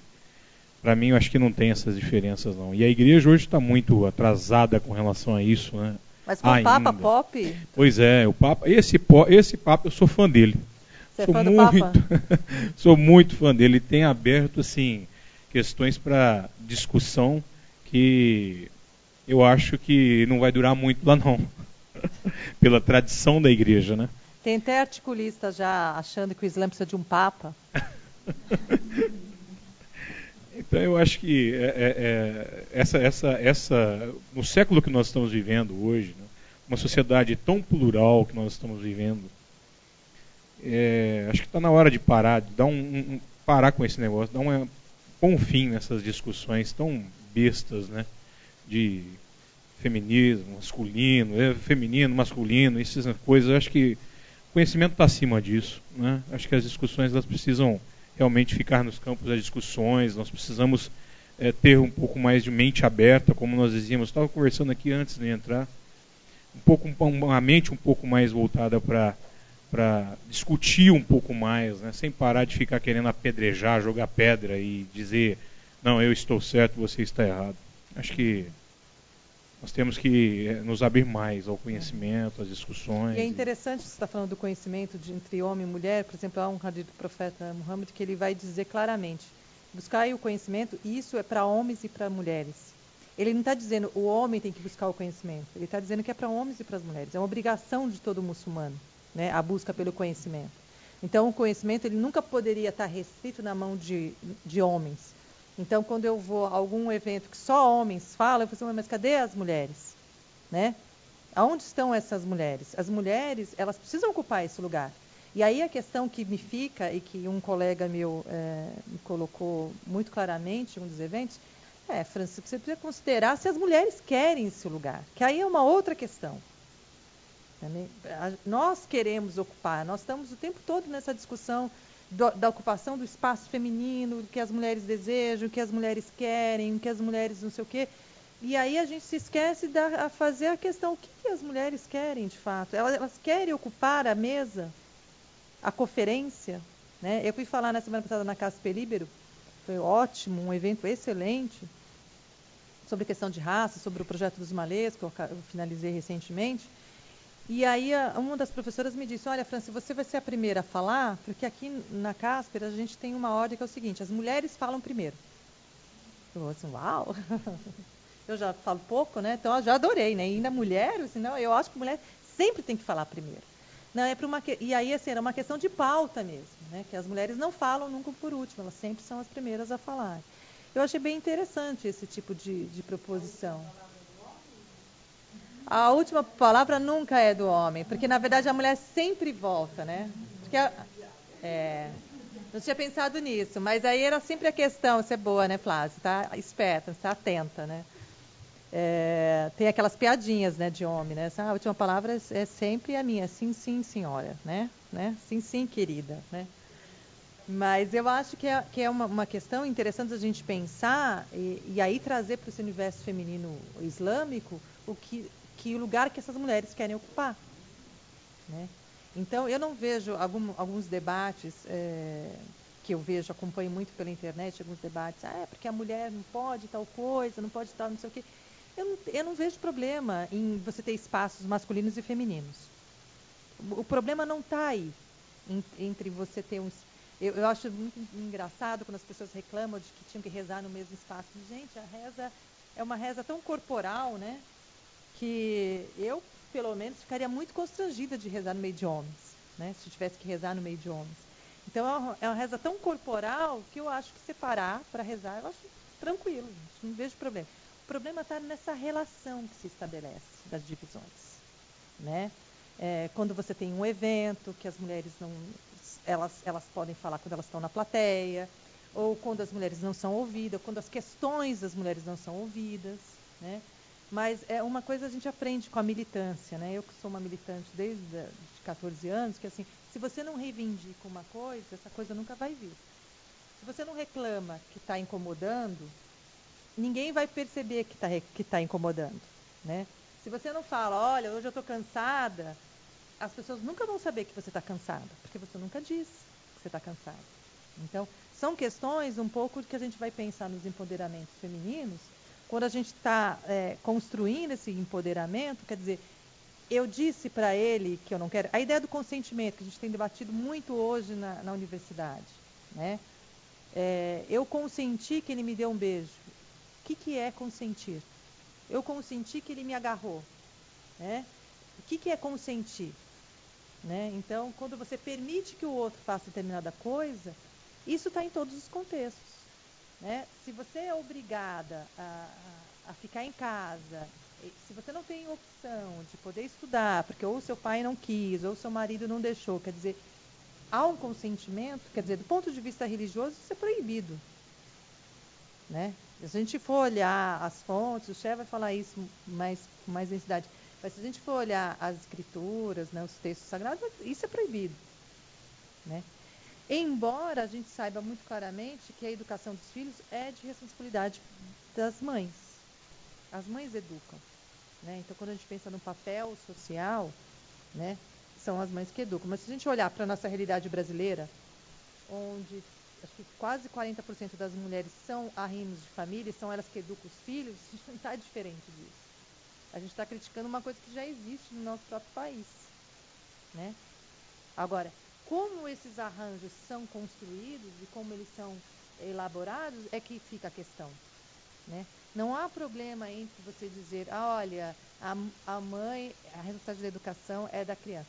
O problema está em saber se essa mulher quer só isso, em saber se esse homem só pode oferecer isso, se há um consentimento para isso. E aí as questões de consentimento é que estão em pauta quando a gente está pensando de família, mesmo que se fale em família muçulmana, né? Eu sempre discuto com alguns homens muçulmanos a questão, daqui a pouco eu vou falar um pouco da Hadija. Eles gostam de falar assim, nossa, se todas as mulheres fossem como Hadija. E eu, obviamente, já brinco, se todos os homens fossem como o profeta Muhammad.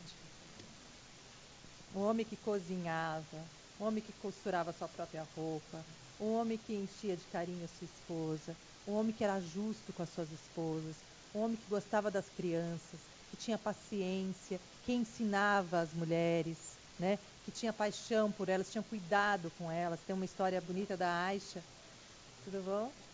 Tinha uma história bonita da Aisha, que uma vez a Aisha subiu no ombro do profeta e ficou lá, não é? Porque, muito novinha ainda, e o profeta dizia para ela, Aisha, já está satisfeita? E a Aisha dizia, não estou satisfeita. Então ela permanecia nos ombros do profeta. Aí depois de um tempo ela descia, estou contando a história conforme eu estou lembrando, tá? Ela descia dos ombros dele e ele virava, então, agora você estava satisfeita? Eu já estava satisfeita faz tempo, mas, né? Ela queria testar a paciência dele. Né? Então, o tempo todo aquele homem paciente. Imagine se todos os maridos fossem pacientes como o profeta Muhammad. Né? A gente não teria divórcios nem separações. E ele vai dizer que o divórcio, no caso, ele é aceito no Islã, mas ele é das coisas listas mais indesejáveis que tem. né? É das coisas permitidas mais indesejáveis, né? Porque a tolerância, a paciência vem do homem. Tem uma passagem que vai dizer que quando você é o fogo, o outro é a água. Quando você é a água, o outro é o fogo, né? Então esse equilíbrio do relacionamento vem muito do profeta. E tem muitas histórias relatadas de como ele lidava com as mulheres, principalmente com Aisha, que não era uma esposa das mais fáceis, né? Era aquela que salgava a comida das outras, né? É aquela que dava um jeitinho, né? Era bastante ciumenta, bastante possessiva. E eu diria, e muito inteligente. Tanto é que vários hadis que nós temos compilados hoje, graças a Aisha, né? Porque ela era uma grande cientista, ela era médica, ela tinha várias formações. E ela, na verdade, as transmissões, né, da tradição do profeta, muito vem dela, né?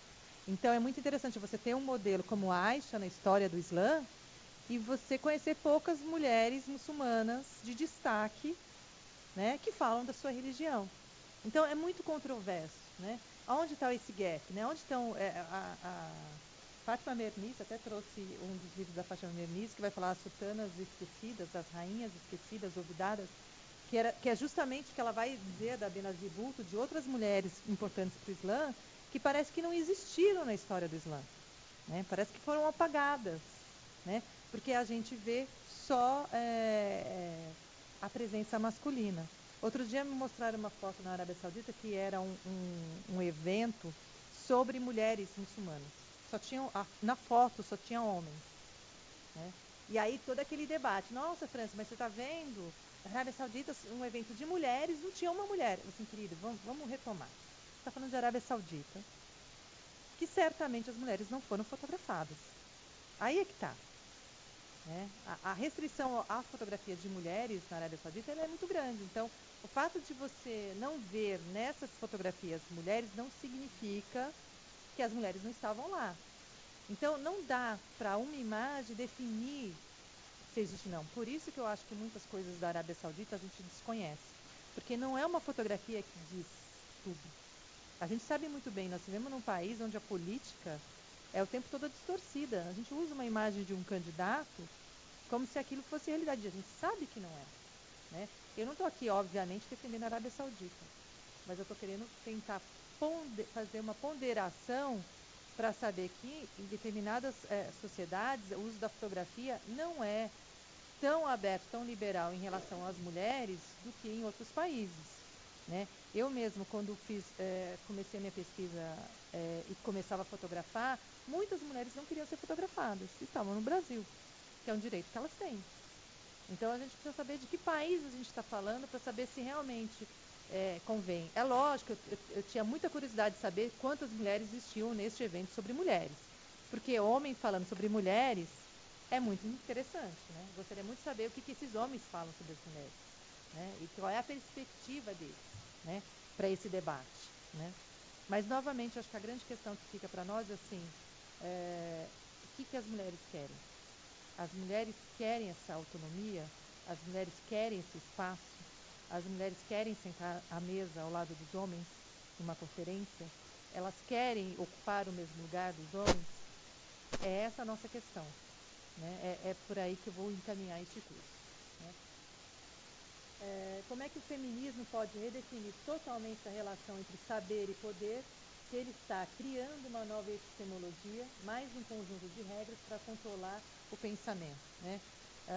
As pessoas ainda na comunidade islâmica assustam quando eu estou falando de feminismo, né? As pessoas não fala de feminismo, não fala de feminismo, mas eu estou pensando o plano do feminismo como uma epistemologia, como um fundamento do pensamento, como esse pensamento vai sendo construído. Eu não estou aqui dizendo, eu vou dizer isso, Shah Jihad vai dizer assim, França, não diga isso, mas eu vou dizer isso. Mas ele vai dizer, França, não diga isso. Shah Jihad vai dizer para mim, não diga isso. O profeta Muhammad é feminista. Do ponto de vista, aí ele vai dizer assim, não, o profeta Muhammad é muçulmano. Então a gente pode dizer, a regra do Islã é uma base epistemológica feminista. Por quê? Porque os direitos das mulheres foram constituídos há 14 séculos. O direito ao divórcio, ao casamento, à herança, ao prazer. Por exemplo, o Islã é a religião que vai considerar o sexo não só para a procriação, mas para o prazer. Uma mulher, por exemplo, pode pedir o divórcio se o homem não lhe dá prazer. Então, mais feminista que isso, eu não entenderia. Né? A questão da herança, ela é dividida, a mulher recebe líquido, o homem recebe bruto. Né? A gente vai ter uma aula só falando sobre herança. Então, o homem, ele vai ter que distribuir o que ele recebe, dá uma sensação de que ele recebe mais, porque o que ele recebe, ele tem que manter a mãe e as irmãs da família. A mulher, o que ela recebe é dela. Ela não tem que dividir com ninguém, ela não tem que dar o dinheiro dela para ninguém. Então, isso dá uma certa justiça às mulheres do que aos homens. Então, a gente tem vários outros elementos, né? A questão do divórcio, do casamento, do dote, né? Que as mulheres recebem, né? Que é negociado. Né? Então, tudo isso vai trazendo esse universo feminino numa construção de direitos, né? Lógico, a gente tem os direitos, tem os deveres femininos, que a gente vai trabalhar aqui também, que aí ajuda a pensar um pouco como é que essa mulher e esse fundamento religioso dialoga muito com os pressupostos hoje que as feministas reivindicam. Então, se o movimento feminista da década de 70 é um movimento que veio do movimento dos negros, do movimento indígena no Brasil, a gente tem três movimentos importantes no Brasil na década de 60 para 70. Um é o movimento feminista, outro é o movimento negro, outro é o movimento indígena. Né? Que a gente vai ter esses movimentos, essa construção de identidades, né? Dessas minorias, lutas pelas suas reivindicações. Né? A gente tem o Maio de 68 na França, a gente vai ter uma pulverização de questionamentos, de revoluções, de movimento, de extrapolação, que está dentro do contexto social. Né? O que a religião, como é que a religião lida com esses movimentos, eu acho que é uma boa questão para a antropologia. Né? Como é que estava, se a gente está pensando que em 79 só que você vai ter a Revolução Iraniana, e a partir da Revolução Iraniana que você vai ter uma mudança de comportamento mundial, né? A gente teve de 68 para 79, 10 anos, onde você teve todo um modo de ser, mesmo em sociedades islâmicas, muito aberto. Né? Se a gente pensar no caso do Irã, que era muito mais ocidentalizado, no caso da Turquia, que era muito mais ocidentalizado. Né? E aí, quando a gente tem a Revolução Iraniana em 79, o que a gente tem? A gente tem um reflexo disso em outros países, inclusive no Brasil. Né? Os reflexos no Brasil eles vão chegar um pouco mais lento. Então, a gente vai ter, na década de 90, uma mudança da comunidade islâmica. Uma projeção da comunidade islâmica no Brasil, ela acaba tendo esse crescimento, essa projeção, em 90. Né? E mesmo assim, você tem pequenos movimentos com as filhas de árabes. São as filhas de árabes que começam a fazer esse movimento, são elas que começam a usar o lenço, são elas que começam a estudar religião, são elas que começam a pedir aulas de religião dentro da comunidade. Né? Então, a gente tem, de 90 a 2000, uma comunidade muito arabizada. A gente tem, de 2000 a 2010, vamos colocar 2001, obviamente que 11 de setembro vai fazer diferença nesse comportamento. E hoje a gente tem, de 2010 a 2015, meninas que passam a usar o hijab antes de fazer a shahada, antes de fazer a conversão, a reversão ao Islã.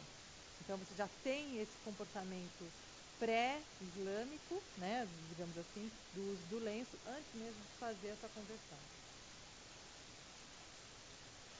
Então essas são algumas questões que a gente vai pensar nesse feminismo, nessa forma de construir o pensamento. A gente vai voltar lá para o advento do Islã, então muitas dessas questões elas estão presentes nesse contexto todo. Né? Questões aqui? Não? Aí a questão do social ágil sobre a natureza, o Lévi-Strauss tem um texto muito interessante de natureza e cultura, e ele vai dizer muito sobre isso quando a gente vai pensar no tabu do incesto. Né? O que é o tabu do incesto? O tabu do incesto é quando você define quem mantém relações sexuais com quem. Né? Então você tem num período anterior a ideia de que homens mantinham relações sexuais com as suas filhas, né? E que isso não era um problema, primos com primas, irmãos com irmãos, isso não era um problema. A partir do momento, isso era da natureza, né? Isso está no biológico. Quem vai instituir isso? É a própria noção de cultura. é o social que institui, que estabelece com quem eu vou manter minhas relações sexuais, né? Quando eu digo para os meus alunos de primeiro semestre de psicologia aqui na USP, instinto sexual não existe, eles ficam loucos. Calma, professora! É claro que não existe, filho. Instinto sexual não existe. Ele é uma construção social. Ai, professora, calma! Como, querido, vou te explicar. Você não transa com todo mundo. Você cria, você constrói um modelo de mulher com quem você quer manter suas relações sexuais. Não é com todo mundo. Você pode até achar, mas o desejo, ele não está voltado para todos, né? Ele pode até dizer, porque a gente vive numa sociedade muito que o homem tem que provar que é macho, então ele tem que sair com várias mulheres para dizer que ele é macho, né? A gente, infelizmente, eu não eduquei meus filhos, são de outra natureza, mas as pessoas educam seus filhos que têm que provar que são homens, então eles saem se servindo de todas as mulheres mas isso é uma construção social, não é do biológico, não é da natureza, né? As pessoas, quando a gente fala de amor materno, o amor é construção, né? Os sentimentos que a gente tem em sociedade, que são, do ponto de vista antropológico, eles são construídos. A gente constrói esses sentimentos. Uma mãe, não é porque ela gerou um filho, que ela vai amar esse filho. Se fosse por isso, não teria mães que jogavam o filho em lago, né? Não é o biológico que determina o amor. O que determina o amor, o desejo, são as construções sociais. É como você estabelece qual é o seu universo. E dentro dessa construção social está a religião. É uma das esferas, é uma das camadas de significado, vai dizer o Bispo. A religião é um sistema cultural. É um sistema que estabelece essas relações, né? Quando eu digo Bismillah, eu estou dizendo em nome de Deus. E se eu estou dizendo Bismillah para tudo que eu estou começando, é porque eu de fato acredito que aquilo que eu estou fazendo é em nome de Deus.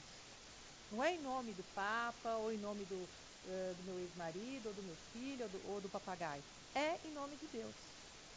Então, isso é uma construção social que a religião está me dando, né? É muito claro no Islã dizendo que quando você vai fazer alguma coisa, você diz Bismillah, né? Ou isso te coloca em contato com uma realidade que é datada socialmente, religiosamente. Então a religião é mais um dos componentes da nossa sociedade que ajuda a compor o quê? A ideia de sujeito, a ideia de indivíduo. Então eu só entendo o sujeito, o indivíduo e essa noção de pessoa, porque eu só vou entender a noção de pessoa que passa pela religião, né? Certa vez numa universidade que eu lecionava, a Magda, que é uma amiga minha muçulmana, que usa o hijab, uma vez uma aluna da psicologia perguntou para ela, eu queria que você me respondesse sobre tal coisa, né? Aí a Magda, tá, eu vou te responder como muçulmana. Aí ela disse, não, mas eu não quero que você me responda como muçulmana. Quero como que você me responda como pessoa. Assim, como assim? Peraí, eu vou separar a minha religião, vou te responder como não existe a pessoa sem o pertencimento religioso dela. Então, aquilo que a pessoa é aquilo que a religião é. Passa pelo esse universo da pessoa, né?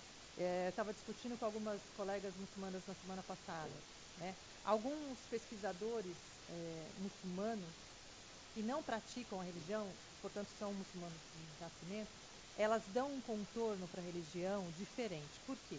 Porque elas não têm a vivência. Porque a religião não é um mero objeto que você tem ou não tem. É como a maioria de nós brasileiros. Você é católico? Sou. Católico mais ou menos. Católico, né, de vez em quando. Quando eu vou à missa, tipo, missa de 7º dia, eu vou a um casamento.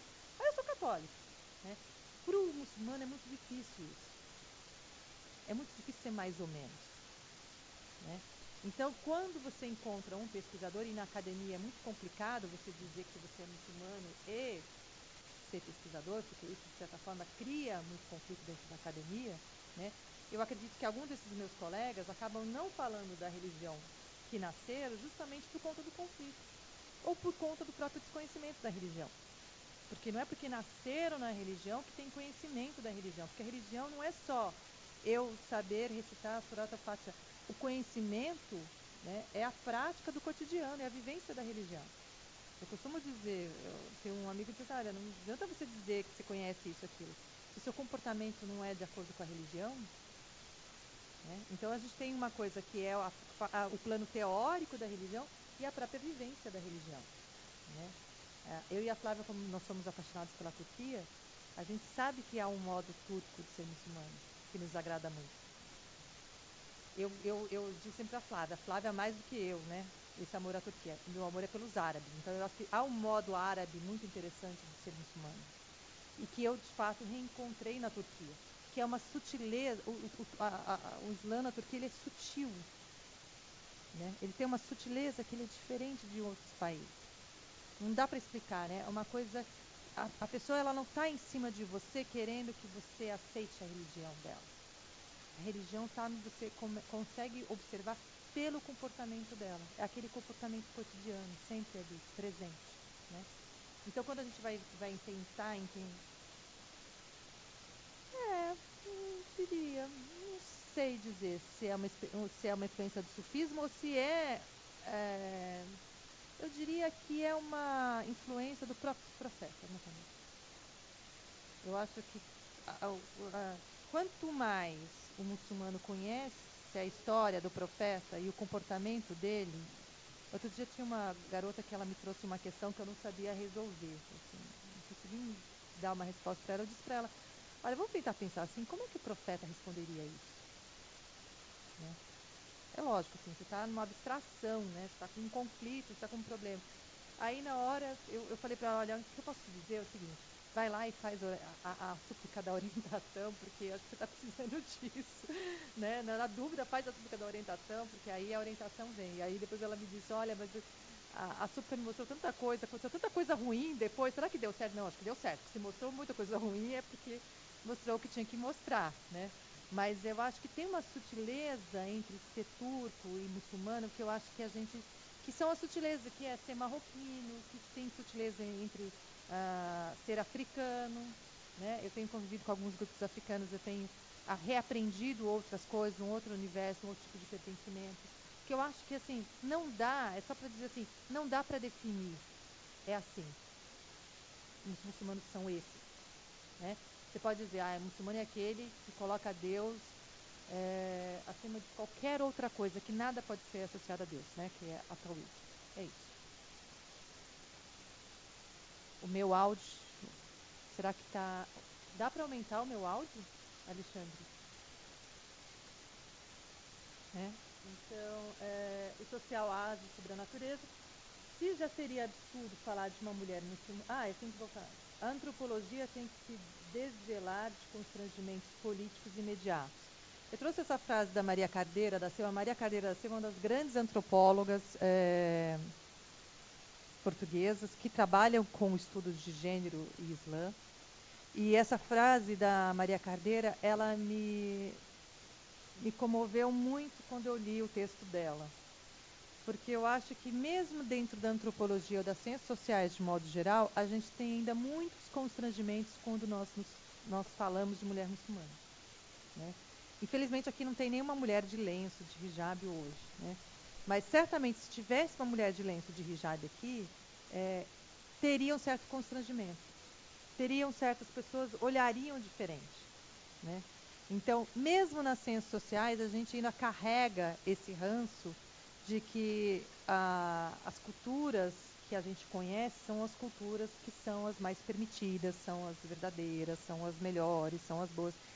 A gente trabalha ainda com a ideia, como diz o Todorov, de igualdade e desigualdade. Né? E eu costumo dizer, aqui relembro do Levi-Strauss em Raça e História, nós não estamos falando de igualdade e desigualdade, nós estamos falando de diferença. A grande questão em Raça e História, né, que é um texto que o Levi-Strauss escreveu em 52 para a Unesco, depois da Segunda Guerra Mundial, era a ideia de que os povos são diferentes, não desiguais. Não existe a ideia de desigualdade, quer dizer, não existe uma cultura superior ao outro. O que existe são culturas diferentes que têm esse pertencimento diferente. E no caso, a religião é esse elo que vai dizer, que vai ditar essa regra. Né? Eu posso até não gostar do niqab, eu particularmente não gosto. Né? Se eu tivesse que usar, não usaria. Posso até não gostar. Né? A gente tem o direito de não gostar dele. né? Mas a gente não tem o direito de dizer para a pessoa não usá-lo, né? Embora a religião não diga que a pessoa tem que usar o niqab. Embora a gente pode até achar que no Brasil não faz o menor sentido o niqab, né? Mas nós não temos esse direito, né? Da mesma forma que eu também questiono quando as pessoas começam a dizer: ah, aquela menina... A gente tem levantado vários casos de estupro, infelizmente, dentro das universidades, e eu acompanhei um relato de uma moça que foi com o pai fazer um boletim de ocorrência e o delegado perguntou: ah, mas com que roupa você estava vestida? Como assim? Não importa a roupa que a menina estava vestida, não importa se a menina estava bêbada, o que importa é que houve um estupro. Então a vítima tem que ser considerada. Então a gente tem que olhar sempre, não é para a vestimenta da pessoa, não diz o que ela é ou deixa de ser. A gente não pode rotular os comportamentos pela vestimenta, né? O sentimento da pessoa pela vestimenta. Mas qual é o significado daquela vestimenta para aquela pessoa, né? Então a gente pode até não achar interessante tal vestimenta, mas por que você usa? Qual é o entendimento disso, né? Então, se já seria um absurdo falar de uma mulher muçulmana, mais obtuso é, então, falar de um véu, né? Por que ela está querendo dizer isso? Porque não existe uma mulher muçulmana única e não existe um tipo de véu único, né? Não dá para você fazer esse registro como se fosse... eu falo de uma mulher muçulmana, eu estou falando de todas. Eu não estou falando de todas, né? Por isso é sempre aquele questionamento que eu falo assim: ah, não represento as mulheres, né?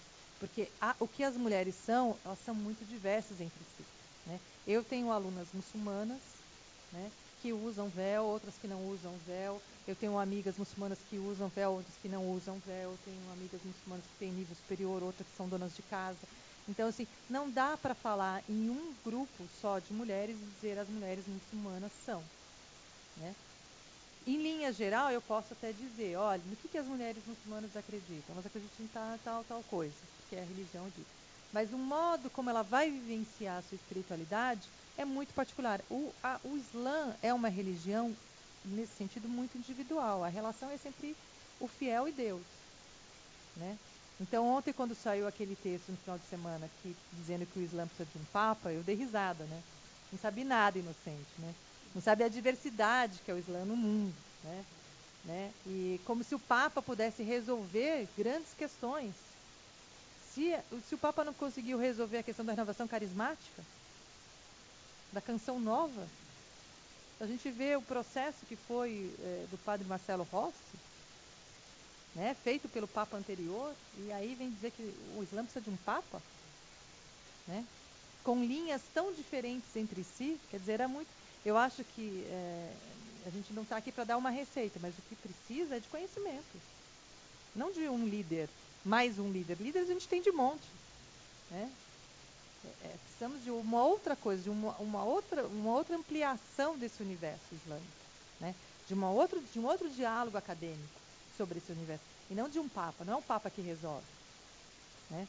Não é um líder único que vai resolver as diferenças, né? Mesmo porque existe a ideia de consenso no Islã, né? E a gente sempre tem uma ideia de que consenso é a maioria. No Islã não é a maioria. Consenso não está preso na ideia de democracia. A ideia que nós temos de democracia, né, onde a maioria, não é a mesma ideia de que você tem dentro da religião islâmica. Estamos falando de sábios, né? Estamos falando de conselho. É uma outra ideia que rege, né? Então, a nossa ausência de conhecimento, por que essas monarquias demoraram tanto para cair, né? Do ponto de vista islâmico, você não vai contra o seu governante. Tem toda uma questão de fundamento religioso que dá sustentabilidade a determinadas situações. Então, você tem que olhar caso a caso para ver por que isso está acontecendo. É lógico que nós estamos passando por uma reformulação geral, que ela é mundial. Não dá mais para falar que os muçulmanos na França são imigrantes. Não dá. São mais de 6 milhões de muçulmanos franceses nascidos na França. São franceses. Eles não são argelinos, né? Eles são franceses. Então não dá mais para falar de imigrantes, né? Você tem os imigrantes, tem a situação dos imigrantes, você tem. Mas não dá para dizer que esses muçulmanos da França eles sejam, em sua maioria, imigrantes, porque não são. Então, já estamos falando de um Islã na Europa. Nós estamos falando de um Islã presente no Brasil. Não dá para dizer que no Brasil temos apenas 35 mil muçulmanos. Isso é um dado do IBGE, mas é um controverso. A gente pulou de 8 mil, de 2 mil, para 35 mil, é mais que 100%. Então, esses são dados, né? E eu conheço vários amigos muçulmanos que não passaram pelo censo. Né? Por sinal, eu acho que eu não conheço nenhum muçulmano que tenha participado do censo. Eu preciso... Olha, aí eu... E nem, assim, então, a gente podia fazer uma enquete. Como nós temos 180 alunos inscritos nesse curso, a gente podia fazer uma enquete. Olha, quem é que respondeu ao censo? Pô, de 180, e nós temos gente de norte a sul do Brasil, você podia me dizer, olha, eu respondi ao censo. Não precisa nem ser muçulmano, mas só para me dizer, para a gente ter esse cálculo, essa ideia de quantos são. Né? Uhum. Fala no microfone para eles ouvirem. Ótimo. Essas são as boas. Eu gostaria de saber se quando eu falo muçulmano, eu também estou sinônimo de islâmico. É sinônimo? E se quando você fala nascido de uma mãe muçulmana? Tá, o Islã é que eu devia fazer feito uma aula básica, né, para vocês. É porque eu já fiz tudo isso no semestre passado, no módulo 1. Eu fiz tudo isso no módulo 1. Por falar em módulo 1, gente, quem está assistindo, só entrar no meu site, Antropologia Islã, todas as aulas do módulo do Profeta estão lá. Estão postadas. Aula 1, aula 2, aula... Assistam a aula que tem o Sherp, que são as melhores aulas, tá? Ele bomba, né? Ele é genial. Mas lá a gente fala bastante disso, né? Fala dos pilares do Islã, fala das regras do Islã. Porque assim, se todas as aulas, todos os cursos eu voltar para a base 1, a gente... Mas Islã significa paz. Né? O muçulmano é aquele que segue a religião. Né? Então, é aquele que se entrega a Deus. Então, eu nunca traduzo, na minha tese de doutorado, por exemplo, a gente vê sempre a tradução, muçulmano é aquele que se submete a Deus. Não. A palavra do árabe é aslama, então, portanto, é entrega. Né? O muçulmano é aquele que se entrega a Deus, ele não se submete a Deus. Quem se entrega a alguma coisa, se entrega de corpo e alma. Ninguém se entrega contra a sua vontade ou sentindo opressão. A entrega é sempre de coração. Né? Então, o muçulmano é aquele que se entrega. E o muçulmano é todo aquele que diz que acredita em Deus, somente ele, e o profeta Muhammad é o seu mensageiro. Então, se você disser isso agora, você é muçulmano. Né? Então, que é a Shahada, que é o primeiro pilar do Islã. Né? Então, é muçulmano quem nasce de pai ou mãe muçulmano. Então, se você nasce dentro de uma família muçulmana, você é muçulmano. Você não necessariamente precisa fazer a Shahada. Né? Mas é diferente mesmo, que eu acho que a tua questão tem muito a ver com o judaísmo, né? Que é judeu quem nasce de mãe judia. Mas hoje, por exemplo, o judaísmo também tem feito suas modificações. Então, eu conheço gente que engravidou e aí se converteu antes do filho nascer, porque aí o filho nasce com o estatuto de judeu. Né? Então, na verdade, você pode se tornar muçulmano a qualquer momento. Mas se você nasce de mãe e pai muçulmano, você obviamente já é muçulmano, já é nascido. Né? O nascido no Islã são pessoas que nascem em berço islâmico, são de famílias muçulmanas. O revertido é aquele que retorna. Então, muitas vezes eu não nasci no berço islâmico, em família muçulmana, mas eu retornei ao Islã e eu fiz a minha shahada. Né? Então, tem muitos muçulmanos no Brasil que se reverteram e são o único muçulmano da sua família. Né? E que sofrem todo tipo de problemas por conta disso, mas tem muitos, né, muçulmanos nessa situação. E eu conheço também algumas famílias que aí a mãe se reverte, aí depois o pai, vão os filhos, e hoje você tem uma família estruturada, ou vice-versa, é um marido que fez a shahada. Então você tem vários movimentos. O fato é que o número de reversões no Brasil é sempre maior de mulheres que de homens. Então, a cada 10, em média, 7 são mulheres. E dessas 7 mulheres, mais ou menos 3 ou 4 já são mulheres que já tiveram outros casamentos e têm filhos. Então, tem algumas estatísticas aí que a gente vem observando já ao longo do tempo dessas né, desse perfil desses revertidos no Brasil, né? Que obviamente eles são muito diferentes de um para o outro. Então você tem muita gente que veio da religião afro-brasileira e se reverteu, teve muita gente que, o que a Flávia estuda, gente que conheceu um muçulmano pela internet, gente, eu vivo alertando isso. Conheceu, achou que era o príncipe da Arábia, né, queria te dar 70 carneiros, gente, 70 carneiros não, 70 camelos, porque camelo deve custar, eu já falei que eu estou valendo uns 500 camelos, se alguém quiser casar comigo. Então, assim, e aí essa pessoa se apaixona por esse príncipe da Arábia que vai dar ouro, aí descobre que é um baita golpe, né? É bem problemático, é um dos grandes problemas. É lógico que não existe só os desencantos, há os encantos também, né? Há pessoas que dão sorte de conhecer o marido pela internet e casar, né? Há pessoas que dão um casar, né? Há pessoas que realmente sofrem golpes. Então, acho que tem um pouco de tudo. Então, só para responder, Islã é paz, né? Estado de Islã, Glama vem das letras F, L e M, que dá a definição de paz. Muçulmano é aquele que se entrega a Deus. Nasceu de família muçulmana, é muçulmano. Né? Mais alguma questão? Diga, Marcos. Diga no microfone. Tenho uma dúvida com relação ao que é Alá. É o mesmo princípio de Deus judaico, Sim. de Deus Alá cristão? é God, Alá é Deus. Alá é, Mas Alá em árabe. É tipo físico, é força? Eu vejo Alá onde? Em você, por exemplo? Alá está acima de todos nós.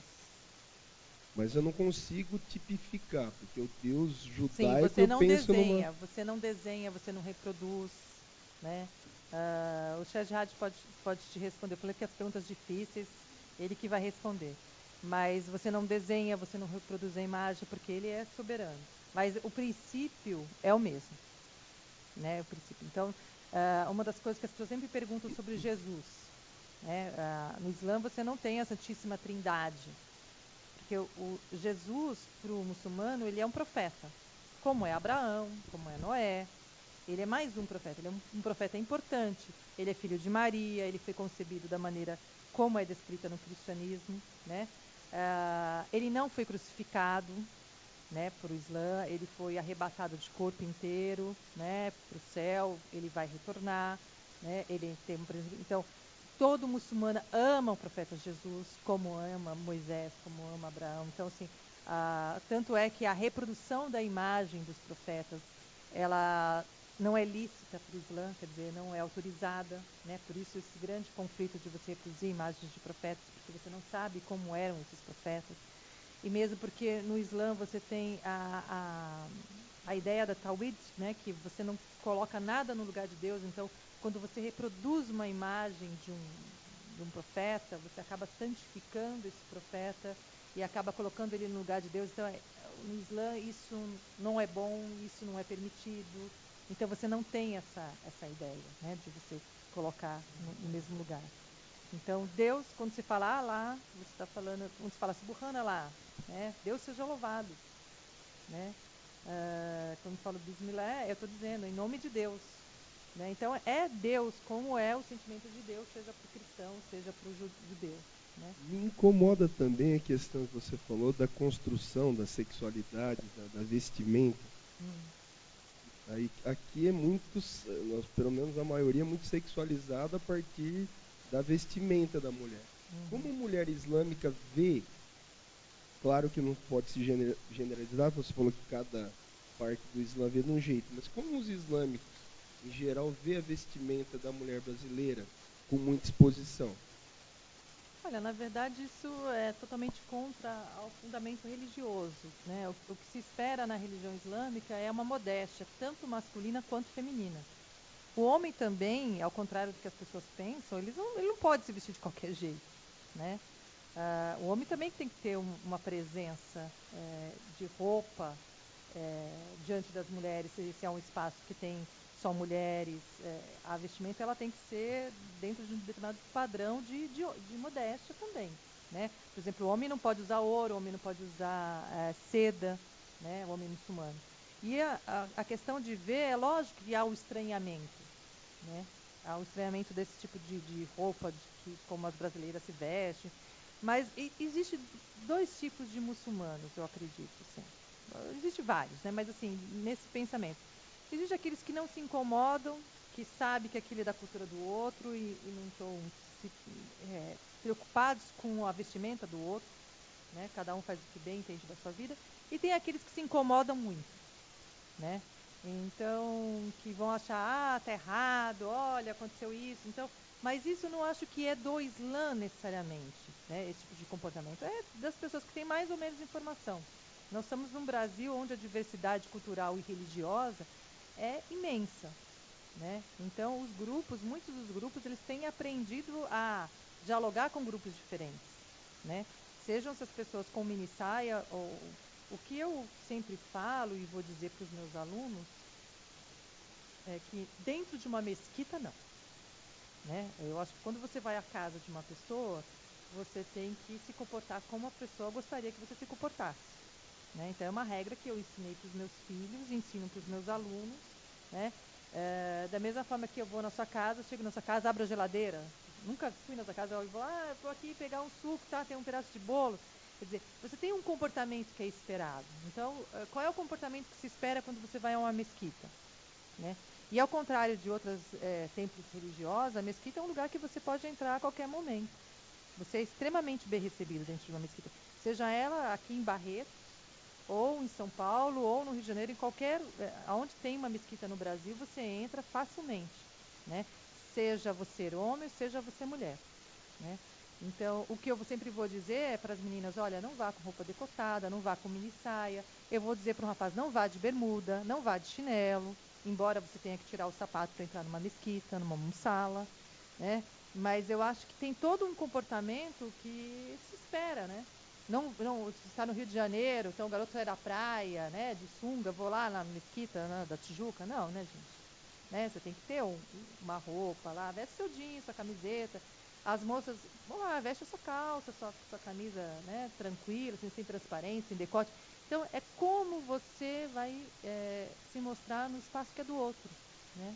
Que é minimamente. Da mesma forma que quando o muçulmano vem à nossa casa, ele também vai ser tratado do mesmo jeito. Né?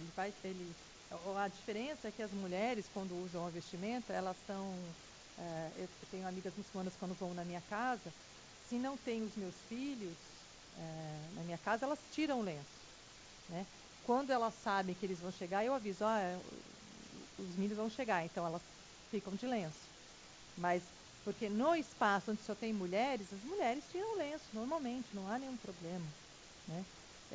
Você só está de lenço, de fato, na frente de homens com quem você poderia se casar. Agora, se é seu pai, seu tio, seu irmão, seu primo, seu marido, seu filho, não tem problema de você estar sem lenço. Né? Então, acho que isso são modos de conduta, né, de comportamento mesmo. Né? Mais alguma questão? Tem alguma questão da... Colocar... ele falou, né, sobre Alá, um dado de campo. Nós somos uma cultura que a gente pensa muito assim, né, no físico, né? Alá, a gente já, como a gente está habituado, né, ver a nossa tradição católica, né? Jesus é Deus e a gente tem as imagens, né? Isso é muito comum. Eles não têm isso, né? E há pouco tempo estava na casa de uma turca muçulmana e aí ela me mostrou um quadro que ela tinha trazido da Turquia, cheio de escritos, né? E daí a gente pensa também, né, os 99 nomes de Alá, né? Que isso já significa, né? Alá, Deus. E aí ela me mostrou, ela falou, olha esse quadro, que eu, lógico, não entendi nada, estava tudo em árabe. A gente só olha, né? Lindo, porque a caligrafia é linda mesmo. E ela falou assim, esse quadro aqui é como se fosse o desenho de Deus. Aí ela fez assim, né, e passou a mão pela face. Ela falou como se fosse o desenho de Deus. Aqui a gente vê Deus. Aí eu olhei e só vi escrita, né? Aí eu falei, mas o que está escrito? Né? Aí são as qualificações. Né? Então é uma outra maneira, né, de ver Deus. A gente ainda precisa muito do físico, pela nossa tradição mesmo, né, cultural. E isso para eles é diferente. Então não existe, né, a imagem... É mais fácil para eles, né? Não existe essa, como existe para nós. Mais alguma questão?